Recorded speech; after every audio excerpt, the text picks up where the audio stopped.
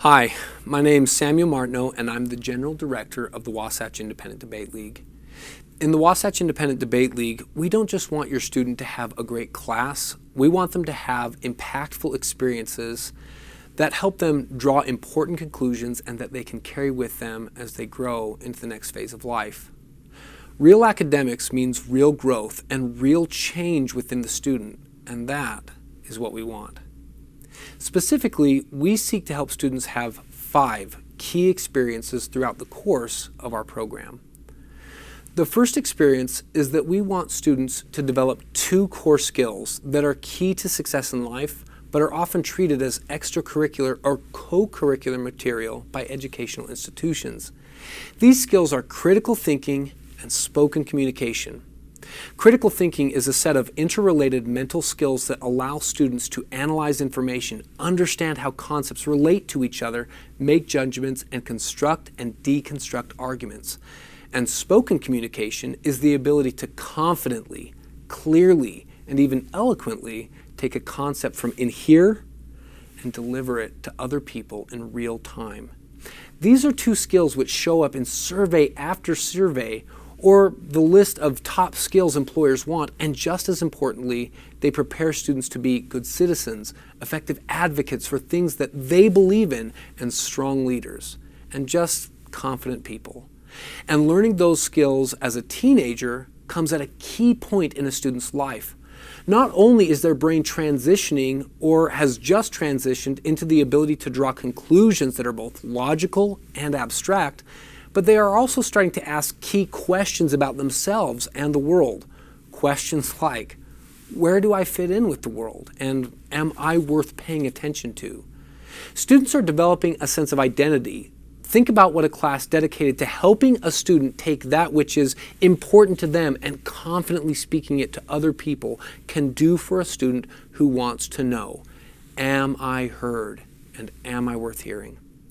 And that is the second experience that we're looking for. We want students to come to the conclusion, I have things to say and I am a person worth hearing. In order to help students bring themselves to that conclusion, we want a third experience for them. We want them to learn a set of attitudes and mindsets that help them to deal with these big skills that they're learning and these big questions that they're answering. Specifically, we want them to learn to focus on the process in which they engage as a student, as opposed to the outcomes they achieve. We want them to learn to value the fact that they were willing to take risks more than the results that the risks gave them.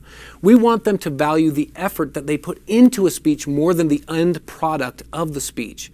We want them to be able to go to a tournament and to say to themselves, I am ready to live with my results because I know I worked hard, I valued myself, I said things that are important to me, I learned new information, and I treated my competitors, my judges, and myself with respect. I have succeeded, and now I will find out what feedback the judges have for me. And that is so important because that student can take all the risks and do all that is necessary to learn those very difficult skills and to develop a strong sense of identity. Fourth, we want students to be prepared to be good citizens and thoughtful people, not just because they can think critically, but also because of the way they view the world. To be clear, we aren't talking about helping students prepare for the requirements of citizenship by leading them to any particular political conclusion. We are aiming at something we see as much more important and fundamental than that. We want students to develop the sense that there is a wide gulf between disagreeing with a person and attacking a person.